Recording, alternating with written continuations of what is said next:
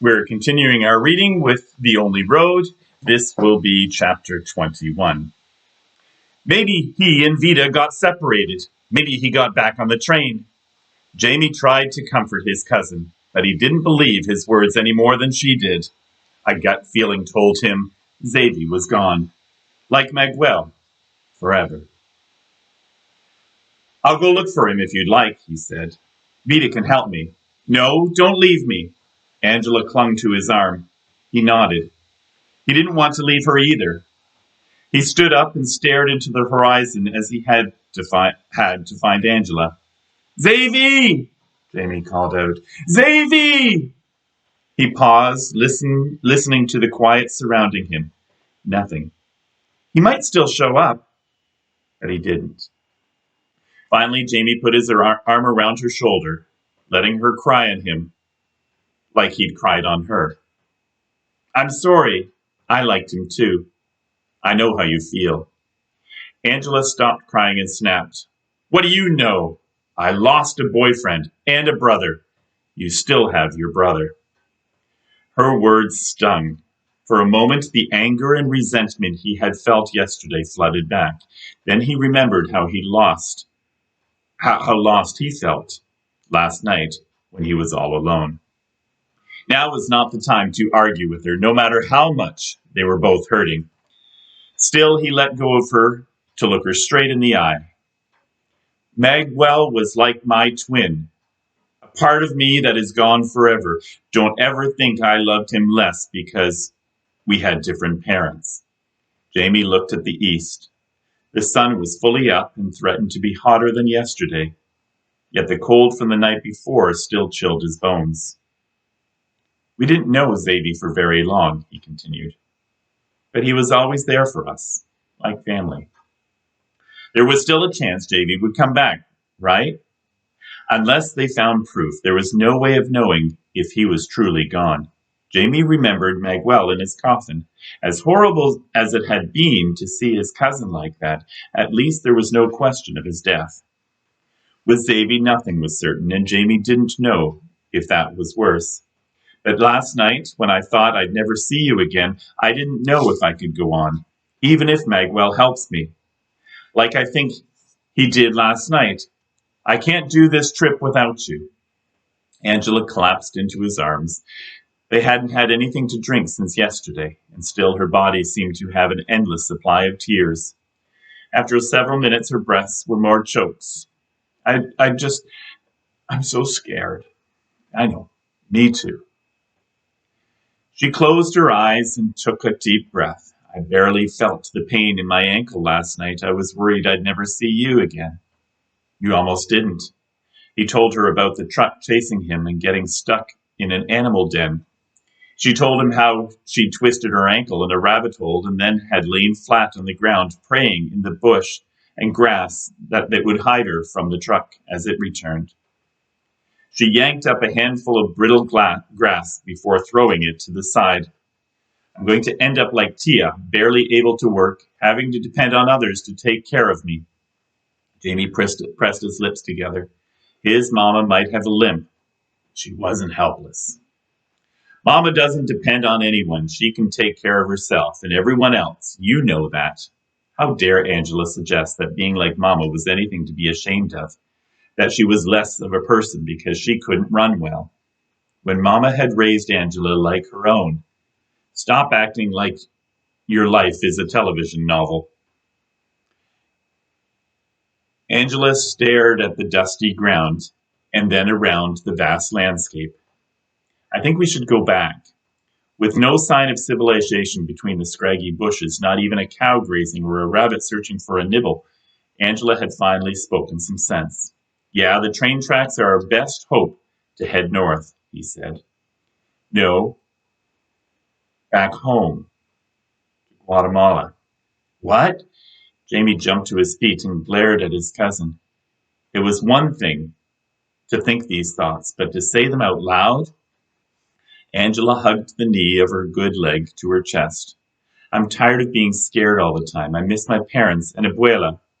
I want to hang out with my friends. I want a bath and regular meals. I want things to go back to how they were.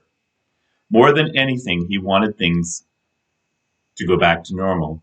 He hated that even here, thousands of kilometers away, the Alphas were still controlling their lives. He knelt next to her. You know we can't go back. Things will never be the same. But they'd be better than they are here, in the middle of nowhere.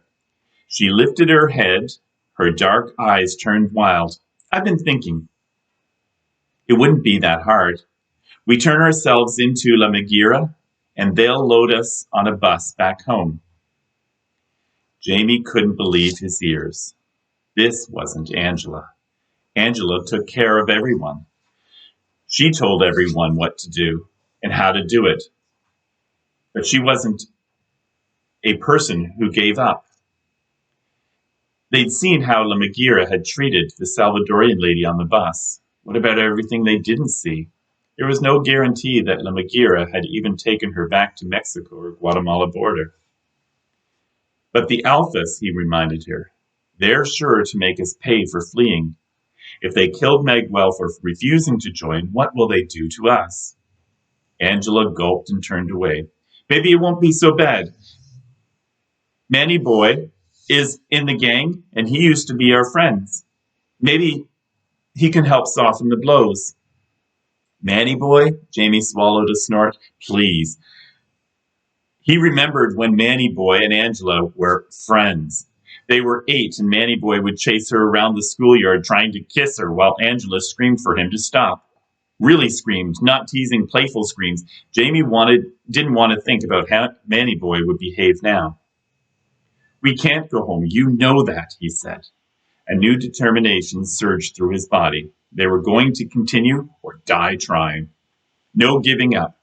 Normally he was happy to let her make the choices, but this was one decision he wasn't going to let her make. Time to be strong and brave, like Miguel. I miss my family too, but it's for them we have to keep going. What would Tio say if you joined the gang that killed your brother? Angela turned away. He lifted her chin so she could look right into her eyes. He had to make her understand. If we don't make it, then Miguel died for nothing. Angela shook her head. But it's hopeless. I can't walk. I'll never be able to get back on a train. Jamie crossed his arms over his chest and used the same glare both of their mothers had gotten from Abuela. But you think you can walk to a Magira station? There's nothing out here. We're in the middle of the desert. No one's going to find us until our bones are bleached by the sun, and I'm not going to let that happen. But nothing. There was no way he could have saved Miguel. He understood that now. But as long as their hearts continued to beat, he wasn't giving up on her. You can't always be the boss. I'm in charge now, and I'm going to take care of you. I'm going to help you. We're going to head north, even if I have to carry you on my back like a burro. Angela's shoulders dropped as she let out a deep breath. Finally, she nodded. Come on, let's go back to the tracks. Jamie stood up and then offered a hand to his cousin. Angela got up slowly, but scrunched her eyes in pain the second she put weight on the ankle. This time she didn't give up and fall to the ground. Jamie put his arm around her waist for support. By stepping on the ball of her foot, Angela managed to stagger a bit. Without Jamie, though, she wouldn't have been able to do more than hop. It took forever to get back to the tracks, while Vida trotted ahead of them, her paws barely touching the railroad ties. Jamie tried his hardest not to show how tired he was. He couldn't let her down. Angela didn't complain once, just did what he said. Miguel would have been proud of both of them. They hopped along while keeping an ear out for the next train. It could come in a few minutes or a few days. If it came in a few minutes, it'd be near impossible to board it. If it came in a few days, they could be dead. As they walked, he searched for something that might help them survive in the semi-desert. He didn't have Vita's nose. The fresh, unpolluted air was more non-smell than a scent. There was no obvious water nearby. He figured if there were, there'd be clusters of trees and greener shades of brown huddled around a water source. maybe even a scent of moisture. Instead, his nose itched with sunburn and dust. There was various plants beside the patchy grass, chubby bushes and prickly cactus, plants with little purple flowers and other clusters of spines with the flower stalk jutting high in the middle. But he had no idea if any were edible. None of them looked the least bit appetizing. Occasionally, a plastic water bottle lay near the tracks, dirty, cracked, and bone dry. And there was no shelter where they could rest and escape the scorching sun. "We'll keep following the tracks," Jamie said, breaking the silence to keep optimistic. "Maybe there's a sharp turn where the train slows down enough to hop on." But realistically, he didn't see how that would work. His determination to do or die seeped away. Even if the train slowed to a crawl, climbing a ladder to the top of a boxcar with only one leg would require a lot of arm strength for Angela. And he didn't even want to think of how they could get off the train if Los Fugos came back. The intense sun continued to beat down on them. It was past midday when a rutted dirt road crossed over the tracks. Vida retracted her tongue, which had practically been hanging to the ground. As her nose twitched down the road, Jamie kicked the dust under his shoes and blinked his sore eyes. Was that? In the far-off distance, he could just make out a structure. The dry heat evaporated most of their sweat, but beads rolled down his forehead and drenched the areas where their arms were around each other. White salt stains appeared under their armpits. He was so thirsty it surprised him that he had any fluids left to sweat. "Is there a house? Is that a house, or are my eyes playing tricks on me?" Angela squinted down the dusty road as she panted. "It's a building of some sort," he confirmed. "Let's check it out. Maybe there's water." She leaned against him to catch her breath. "What if that's Los Fugos' headquarters?" Jamie licked his chapped lips and took a deep breath. "Then let's pray they're sleeping and left the keys in the truck." It was a joke, but better to think of that than the more realistic truth. They had no other choice. They wouldn't survive another hour under the sun. They dragged their feet to the house that slowly grew closer. It was a mobile home, rooted securely to the ground with an added wooden porch, and 4 times the size of Jamie's 2-room house. There was a truck parked in front, but instead of being sleek and oversized tires like ones Los Fugos drove, there was one battered and scratched, a result of many years as a farm vehicle. Jamie didn't get close enough to check for keys in the ignition. A cow pasture stood half a football pitch away from the front door. On the side closest to the rutted track stood a metal cattle trough. Water. Jamie stepped on a strand of barbed wire and helped Angela through the gap without getting snagged before ducking through himself. For a few seconds they stared at the half-filled trough. A quick glance around confirmed no water spigot nearby. Slimy green and buzzing with flies, the water smelled as appetizing as sewage. Still, it was better than nothing. Vida didn't hesitate to lap up the muddy water that had seeped out underneath. "What are you two doing? Get out of here!" A slender woman appeared at the front door a second before they plunged their heads and hands into the water. She carried a long hunting rifle. "Excuse us." Jamie used the term of respect he knew Mexicans liked. "Could we please have some of your cow's water? We've been walking for hours and have nothing to drink. We'll leave in a second and not bother you again," Angela added as she hopped in one place to keep her balance. From inside the house, a baby started crying. The woman groaned at the sound and lowered her rifle. "Come here, I'll give you some clean water. The water there is not even fit for cows. I've been telling my husband to clean that trough out for months." They hobbled toward her wooden porch, straining to climb the 2 steps, and too tired and thirsty to be cautious. They sat on the covered porch, not wanting to intrude in her home. The crying came from not one but 2 babies who had just woken up. The woman seemed torn between letting go of her rifle and seeing to the twins.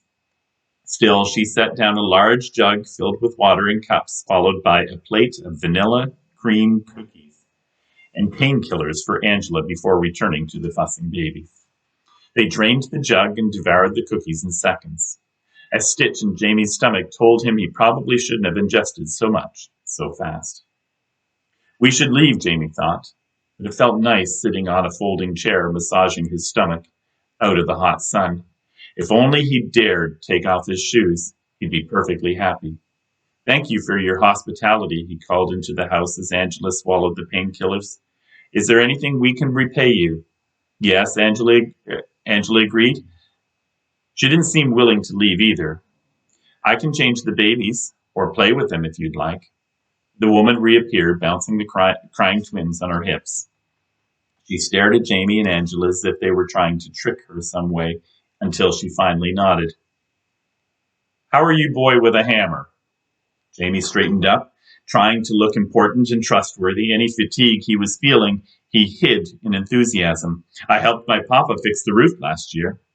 She used her chin to point to a cow pasture in front of the house. That gate is falling off, and my husband hasn't had time to fix it. Do you have some tools? He asked. The woman handed him a hammer and a paper bag of nails before rounding on Angela. You, go clean yourself up before handling the babies. There is plenty of soap in the bathroom. You can do the same, boy, once you're done outside. He wasn't a carpenter, nor was he an engineer, and it took him double the length of time it would have taken someone who knew what they were doing. But in the end, he got the gate fixed. The woman, Senora Perez, as she asked them to call her, didn't mind the time it took and had another task for him when he was finished. They spent the rest of the day doing various jobs around the ranch house. Not only did Jamie fix the gate, but he tacked down the roofing paper on the chicken coop. He cleaned the cattle's disgusting water trough. The smell from it curled his insides. Thank goodness they didn't have to drink it. Angela likewise kept busy changing the twins, putting them to sleep and washing their diapers. Even Vita did her part by catching a rabbit that went into a stew. The thought that the Senora Perez was going to keep them as slaves crossed Jamie's mind. It was possible. They'd done more work than the water and cookies were worth, and she never praised them. On the other hand, he didn't mind too much. It was nice feeling useful and not being on the run, like he was worth something. As the sun set, Senora Perez fed them homemade bread slathered with butter and the finished rabbit stew.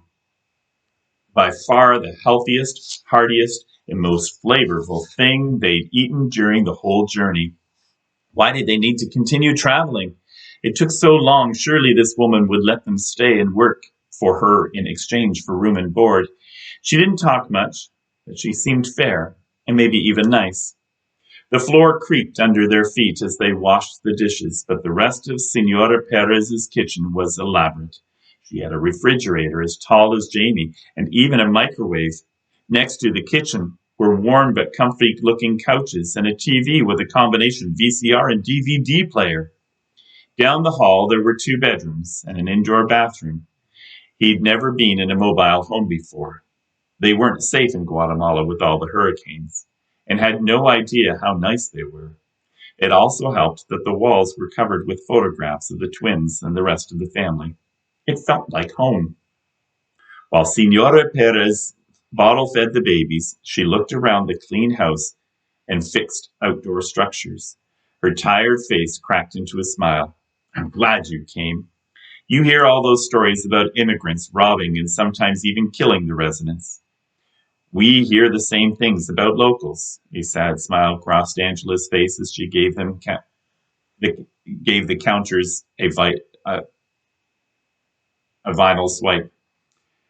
Like her, Jamie still couldn't accept that Xavier was gone. Senora Perez handed them the bottles to wash and picked up the 2 babies. She stood rocking them, her mouth twisted as if she were debating something. After a minute, she took a breath. I need to pick up my husband near Ciudad Juarez. He drove a bunch of calves into El Norte and has to return the trailer to another rancher. It's about a 3-hour drive. Do you want me to drop you off along the way? I assume you're trying to cross. Gracias, they said. Together they couldn't believe their luck. It was more than they could have hoped for. No more trains. No more traveling across Mexico. They would be able to get to the United States, or at least to the border. Now they just had to cross to see Tomas.